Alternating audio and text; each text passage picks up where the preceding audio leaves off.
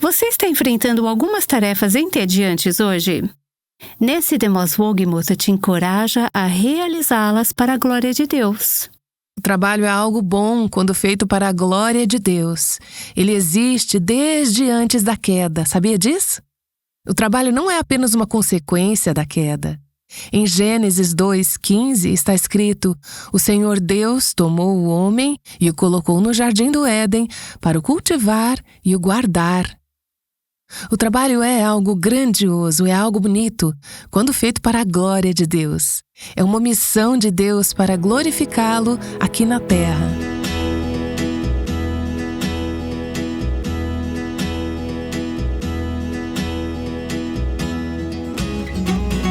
Esse é o Aviva Nossos Corações, com Nancy DeMoss Wolgemuth, autora de Incomparável, na voz de Renata Santos.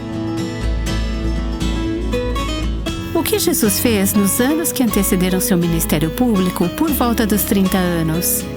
Nancy DeMoss Wolgemuth está prestes a responder essa pergunta.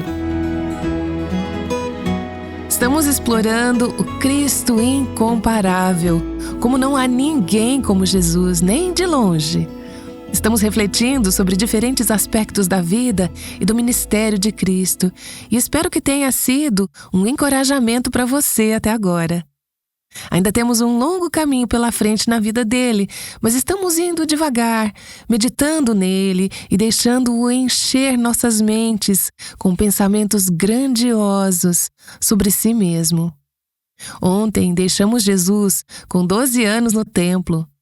Não há mais registros nas Escrituras sobre sua vida até ele ter cerca de 30 anos. Então a pergunta é: o que ele estava fazendo durante todos esses anos? Quando ele estava no templo, com 12 anos, disse que devia estar cuidando dos negócios de seu pai. Uma pergunta que eu faria é: ele estava fazendo os negócios de seu pai durante esses 18 anos silenciosos? Ou foram anos perdidos e sem propósito? Ele estava apenas num estado de espera, entre os 12 até os 30 anos, aguardando o momento de aparecer em público e começar a fazer os negócios de seu pai? Ele estava fazendo os negócios de seu pai aos 12 anos? Ele estava fazendo isso aos 15, aos 17, aos 22? Ou começou a fazer isso somente aos 30, quando iniciou o ministério público? Bem, deixe-me dizer primeiro que Deus não desperdiça nada. Ele não desperdiça tempo. Ele não desperdiça a vida de seus filhos. E ouso dizer que Jesus não estava menos envolvido nos negócios de seu pai, fazendo a vontade de seu pai, durante esses 18 anos, dos 12 aos 30, do que durante os seus 3 anos de ministério público. Ele estava engajado nos negócios de seu pai durante todos esses anos. As Escrituras cobrem esses 18 anos com uma cortina, não nos contando nada além do fato de que Jesus trabalhou na marcenaria de José. No Evangelho de Marcos, capítulo 6, vemos como Jesus era conhecido. Isso foi escrito durante o seu ministério público, mas aqueles que estavam assistindo a seus milagres disseram: "E como fazem tais maravilhas por suas mãos? Não é este o carpinteiro, o filho de Maria e irmão de Tiago, José, Judas e Simão? As suas irmãs não vivem aqui entre nós?" E escandalizavam-se por causa dele. Não é este o carpinteiro? É assim que ele era conhecido, carpinteiro. Na passagem paralela, em Mateus 13, diz: "Não é este o filho do carpinteiro?" Assim o conheciam, ele era o filho do carpinteiro. Na cultura judaica antiga, esperava-se que os pais ensinassem aos filhos um ofício. A ideia por trás da palavra carpinteiro, aliás, não é apenas alguém que trabalha com madeira, mas é um construtor. Ele era um empreiteiro, talvez construísse casas. Um comentarista disse que ele provavelmente trabalhou mais com pedra do que com madeira, pois a pedra era comum nas casas da época. Mas é provável que Jesus trabalhasse no negócio de construção do seu pai terreno. Quando as pessoas o chamavam de o carpinteiro, isso não era um elogio. Era uma observação depreciativa, uma crítica. É como se eles dissessem: como ele pode fazer todos esses milagres? Ele é apenas um carpinteiro, ele é o filho do carpinteiro. Ele não tinha treinamento teológico formal, era apenas um carpinteiro. Bem, acho que saber que Jesus era conhecido dessa forma diz algo sobre a humildade de Cristo. Veremos isso ao longo da sua vida, sua condescendência. Ele se esvaziou, ele se humilhou. Isso faz parte. Ele deixou o céu e veio à terra para ser conhecido como o carpinteiro. Ele é apenas o filho do carpinteiro. Em outras partes das Escrituras, há muitos outros títulos para Jesus, e são títulos elevados, são títulos incríveis. Ele é o Senhor da glória, Ele é o Antigo de Dias, o Senhor dos exércitos, o Pai eterno, o Príncipe da paz, o Salvador, o Filho de Deus.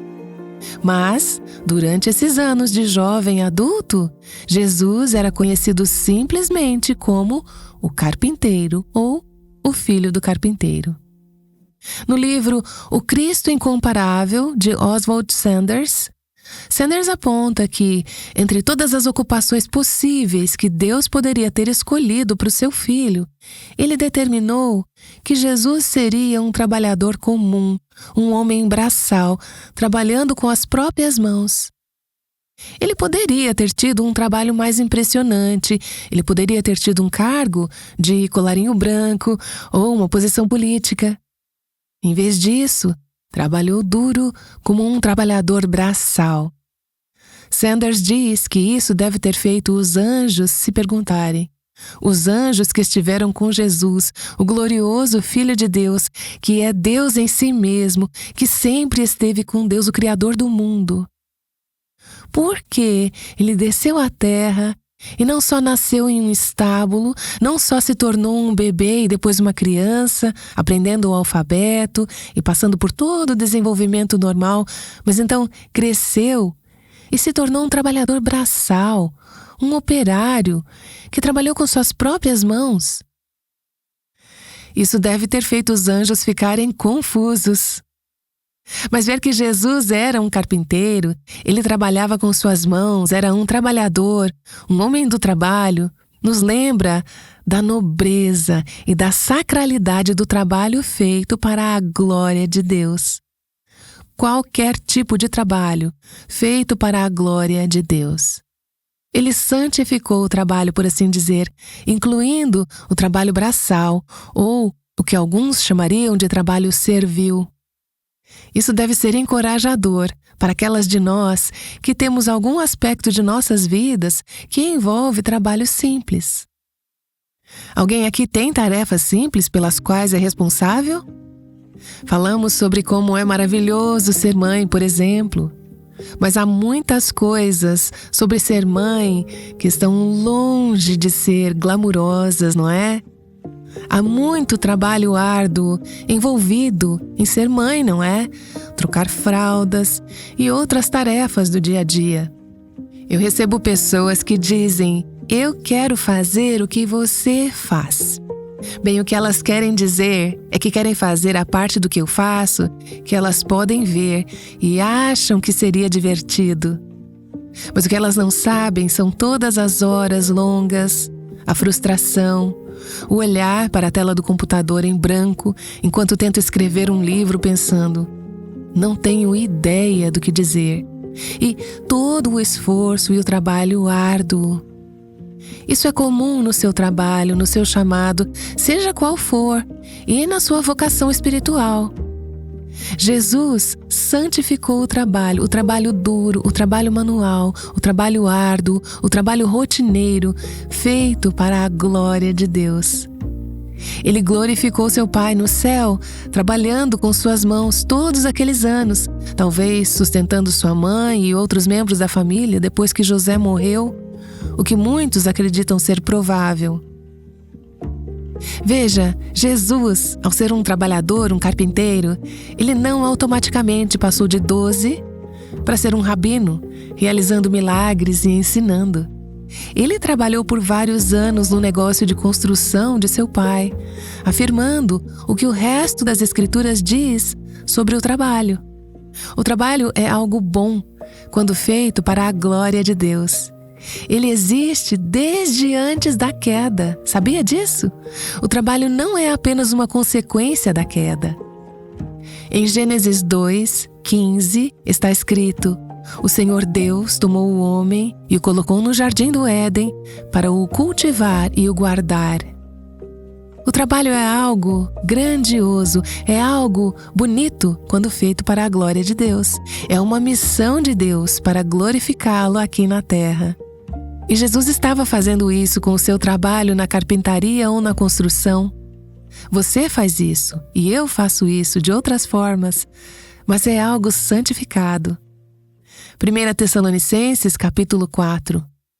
Porém, irmãos, empenhem-se por viver tranquilamente, cuidar do que é de vocês e trabalhar com as próprias mãos, para que vocês vivam com dignidade à vista dos de fora e não venham a precisar de nada. Tenho várias amigas com quem troco pedidos de oração por e-mail toda semana. Algumas de nós são escritoras e palestrantes. Nossos pedidos de oração frequentemente giram em torno de algo que estamos trabalhando, um projeto ou um prazo. Uma das mulheres do nosso grupo escreveu no e-mail de oração desta semana: não sou uma palestrante, não sou uma escritora, não estou fazendo nada empolgante para colocar como pedido de oração, mas estou buscando viver tranquilamente e trabalhar com minhas próprias mãos. Ela é esposa, é mãe, cuida de sua casa, serve as pessoas no contexto de sua igreja local. E eu fico pensando, sim, para a glória de Deus, faça isso. Esse é um chamado elevado e santo. Meu chamado, dar aulas, gravar podcasts, escrever livros, não é mais alto ou mais santo do que o seu chamado, cuidar de sua casa ou trabalhar no escritório. Se é o chamado de Deus, então é para a glória de Deus, é santo e exaltado. Em 2 Tessalonicenses capítulo 3, Paulo diz o seguinte: porque vocês mesmos sabem que nunca vivemos de forma desordenada quando estivemos entre vocês, nem jamais comemos pão à custa dos outros. Pelo contrário, trabalhamos com esforço e fadiga. Este é o apóstolo Paulo. De noite e de dia, a fim de não sermos pesados a nenhum de vocês. Damos a vocês esta ordem: se alguém não quer trabalhar, também não coma. Pois, de fato, ouvimos que há entre vocês algumas pessoas que vivem de forma desordenada. Não trabalham, mas se intrometem na vida dos outros. A essas pessoas determinamos e exortamos no Senhor Jesus Cristo que, trabalhando tranquilamente, comam o seu próprio pão. Fazemos o nosso trabalho sem fazer um grande alarde. Simplesmente cumprimos o nosso chamado, sempre de boa vontade e sem esperar que todos notem o quão excelente você é e te dê tapinhas nas costas ou te aplauda. Fazemos o nosso trabalho para a glória de Deus e por causa de Cristo. Jesus modelou isso. Em Atos, capítulo 20, Paulo diz: vocês mesmos sabem que estas minhas mãos serviram para o que era necessário a mim e aos que estavam comigo. Qual era o trabalho de Paulo? Ele fazia tendas. Ele estava viajando, começando igrejas, escrevendo epístolas, mas ganhava a vida enquanto fazia isso. Ele diz: em tudo tenho mostrado a vocês que, trabalhando assim, é preciso socorrer os necessitados e lembrar das palavras do próprio Senhor Jesus. Mais bem-aventurado é dar do que receber. Estamos trabalhando não para receber, mas para ter o suficiente para poder dar aos outros. 1 Timóteo capítulo 5, versículo 8. Se alguém não tem cuidado dos seus, e especialmente dos da própria casa, esse negou a fé e é pior do que o descrente. Jesus sempre esteve trabalhando. Ele não começou a trabalhar apenas quando chegou à carpintaria de seu pai. Ele sempre esteve trabalhando com seu Pai Celestial. Falamos sobre isso anteriormente nesta série, em Provérbios 8. Estava lá, quando ele firmava as nuvens de cima, quando estabelecia as fontes do abismo. Jesus disse em João capítulo 5, meu Pai trabalha até agora e eu trabalho também. Ele estava sempre trabalhando com seu Pai, trabalhando com suas mãos, trabalhando para cumprir a vontade de seu Pai. O fato é que entre os 12 e os 30 anos de idade, onde as Escrituras não nos dizem realmente nada, além de que ele se tornou conhecido como carpinteiro, ele não estava ocioso. Ele não era preguiçoso. Ele não estava simplesmente esperando até o momento de entrar em ministério público. Ele demonstra a honra de executar um trabalho produtivo para a glória de Deus. Como Oswald Sanders diz, se não era indigno do Filho de Deus trabalhar como um artesão, então certamente não é indigno de nenhum de seus filhos. Jesus nasceu em uma família pobre e operária. Trabalhar não era uma opção para essa família, mas, trabalhando duro, Jesus participou da nossa humanidade. Ele se identificou com as pessoas comuns e trabalhadoras. Ao experimentar a monotonia, os desafios, o trabalho árduo, ele carregou a maldição colocada sobre Adão, de comer o pão com o suor do seu rosto. Isso foi parte dele suportar a maldição da queda. O problema é que nós vemos significância e valor de forma diferente de Deus. Tendemos a medir o valor do que fazemos em termos de visibilidade, escopo, quão glamuroso é, quão grandioso é, quão impressionante é, quão impactante é. Deus não mede assim. Deus não está super impressionado com quantas pessoas ouvem este programa ou quantas pessoas leem os meus livros. O que Ele quer saber é, eu estou sendo fiel ao meu trabalho? Eu estou sendo obediente em fazer as tarefas que Ele me deu para fazer naquele dia? Veja, na vontade de Deus, o trabalho simples e comum não glorifica menos a Deus, não é menos significativo, não é menos necessário do que os tipos mais públicos de ministério, atos ou conquistas impressionantes.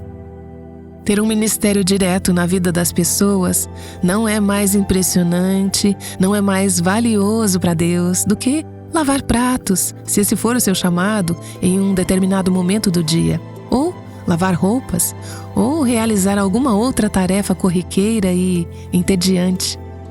Tudo é para a glória de Deus, e é isso que torna a tarefa nobre. O fato de Jesus ter passado tantos anos realizando um trabalho que muitos não considerariam nobre ou inspirador, deve nos encorajar a sermos fiéis na realização das tarefas rotineiras e as muitas responsabilidades do nosso dia a dia, e fazê-las com fidelidade e alegria, mesmo que ninguém mais veja ou aplauda o trabalho que estamos fazendo. Não estamos fazendo isso para os homens, certo? Para quem estamos fazendo isso? Para o Senhor. Estamos fazendo isso como se fosse para Ele. Assim vemos que Jesus passou a maior parte de sua vida adulta trabalhando em um ofício físico e apenas 3 anos em ministério público. Aqueles anos anteriores não foram de grande impacto mundial ao olhar humano, mas foram uma preparação vital para o seu ministério público. Deixem Deus determinar a natureza e a extensão do seu serviço em cada fase da vida. Deixe que Ele te dê a descrição do trabalho e então faça-o para a glória de Deus. E não tenha pressa por um ministério mais amplo e visível. Conheço mulheres que vêm até mim, mães jovens, e dizem: eu quero estar no ministério. E eu fico pensando, o que você acha que você está fazendo? Você tem um filho de 2 anos e um de 5 anos, isso não é ministério? Você está em um ministério em tempo integral, moldando e formando essas vidas jovens. Outras mulheres podem dizer: Bem, Deus não me abençoou com filhos. Eu trabalho em um escritório, em uma posição administrativa. Então faça isso para a glória de Deus e perceba que isso também é ministério. Fazer o seu trabalho de acordo com a vontade de Deus é o que glorifica a Deus e reflete a sua glória neste mundo. Se Deus colocou em seu coração o desejo de servi-lo de outras maneiras, não tenha pressa. Reconheça que Ele está te preparando e te amadurecendo. Aguarde pelo tempo de Deus. Você será mais eficaz a longo prazo se permitir que Ele te entregue o ministério que planejou para você, em vez de buscar ou aspirar por mais responsabilidades ministeriais. Neste momento, Deus nos confiou a você e a mim exatamente o ministério para o qual estamos preparadas. Então, cumpra-o com dedicação e alegria. Nos momentos restantes, eu quero tocar em outro aspecto da vida jovem e adulta de Jesus que não costumamos mencionar: o fato de que ele permaneceu solteiro durante toda a sua vida terrena. Pense nisso comigo por alguns minutos. Jesus nunca experimentou a companhia de uma esposa. Através de todos os desafios do trabalho e do ministério, em todas as provas e tentações, ele nunca conheceu o conforto, o encorajamento e o apoio que um cônjuge poderia ter proporcionado. Além disso, ele nunca conheceu a bênção de ter filhos próprios. As crianças que ele amava eram as crianças dos outros. E você pode pensar, bem, ele era Deus, então ele não precisava de casamento, não precisava de filhos. Na verdade, ele também era plenamente humano. Ele era um homem, tinha desejos e anseios humanos normais. As Escrituras nos lembram que, em todos os aspectos, ele foi tentado em todas as coisas, mas sem pecado. Ao olharmos para Jesus, devemos presumir que ele tinha anseios humanos naturais, mas não transformou esses anseios em ídolos. Ele não permitiu que seus desejos naturais se tornassem exigências. Sabemos que ele foi a casamentos, sabemos que ele foi a festas, jantares e banquetes. Sabemos que ele viu seus amigos e pares desfrutando primeiro do dom do casamento e depois do dom dos filhos. Mas também sabemos que ele nunca se entregou à autocomiseração. Ele nunca ressentiu a Deus, seu Pai Celestial, por reter essas dádivas dele. Sabemos que ele permaneceu moralmente casto durante seus anos jovens, até os 30 e poucos anos, confiando em seu Pai para satisfazer todas as suas necessidades, até, ouso dizer, necessidades sexuais. Pode soar um pouco desrespeitoso falar sobre Jesus com desejos sexuais. Eu apenas vou dizer o seguinte: não conheço todos os mistérios disso, mas eu sei que ele era um ser sexual. Ele era um homem e confiava em seu Pai para satisfazer todas as necessidades de companhia, amizades e realização dos desejos humanos. Ele não se inquietava com seu status de solteiro, mas abraçou completamente e se deleitou na vontade e no chamado de Deus para sua vida e tudo o que isso implicava. Para Jesus, isso significava ser solteiro. Para Jesus, abraçar o chamado de Deus em sua vida, o celibato, foi tanto um ato de submissão à vontade do Pai, quanto um ato altruísta, de amor para com aqueles que ele veio servir, nós. Ele estava disposto a renunciar a muitos dos prazeres normais e bons, prazeres santos, que a maioria das pessoas desfruta, para nos redimir do nosso pecado. Ele sabia que a sua vida na terra seria curta e que ele teria toda a eternidade para saborear a plenitude da alegria e os prazeres que se encontram à direita de seu Pai. Então ele pôde pagar o preço aqui.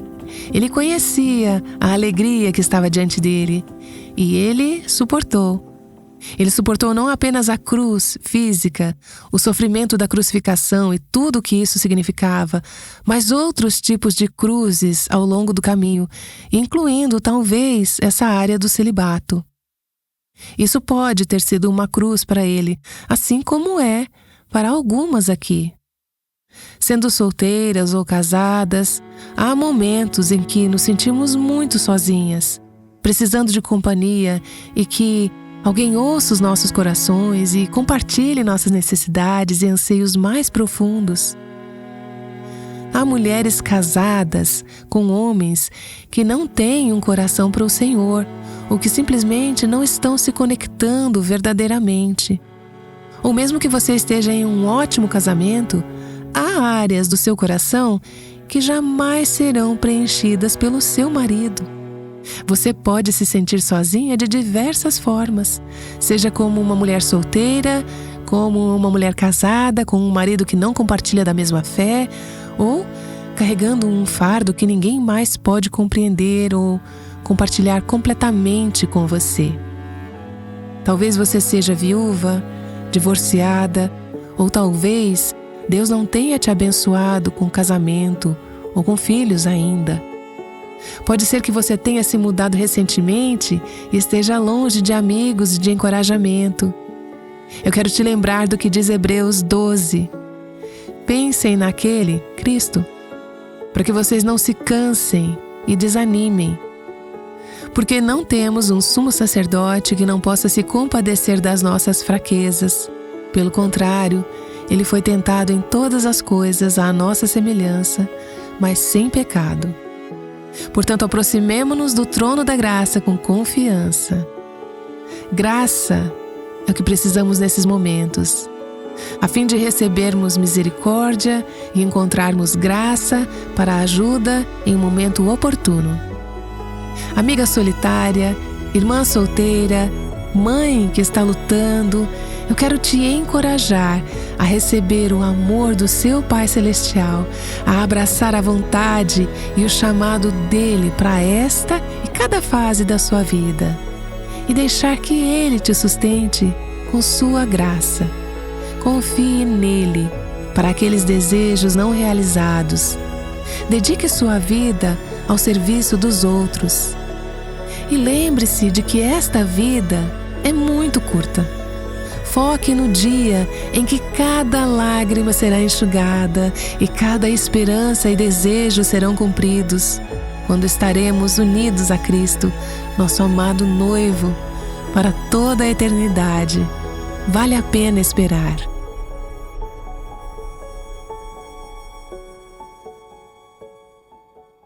Todas nós ouvimos essas palavras de Nancy DeMoss Wogemuth enquanto enfrentamos diferentes desafios hoje. As verdades que acabamos de ouvir sobre Jesus podem nos dar uma perspectiva eterna. Esse ensinamento faz parte de uma série chamada Incomparável. Para ouvir qualquer episódio anterior, visite avivanossoscorações.com. Espero que essa série esteja te ajudando a ver Jesus com novos olhos. Talvez você seja como Abigail, que nos escreveu sobre as mensagens que temos ouvido. Quando crescemos em uma escola cristã e frequentamos a igreja a vida toda, é fácil esquecer a majestade de Cristo. Pouco antes de começar essa série, pedi ao Senhor para tornar Jesus mais real para mim. Esta série está me fazendo ver Jesus com um novo olhar e estou muito agradecida. Eu também sou grata, e especialmente pelas ouvintes que são usadas por Deus para tornar esse programa possível para mulheres como Abigail. Estamos produzindo mensagens que ajudam as mulheres a descobrir quem Jesus realmente é, graças às ouvintes que generosamente contribuem para o ministério. Visite nosso site para fazer sua doação. Jesus era perfeito e não precisava mostrar arrependimento. Então, por que ele precisaria ser batizado? Vamos meditar sobre o batismo de Jesus amanhã. Aguardamos você aqui no Aviva Nossos Corações.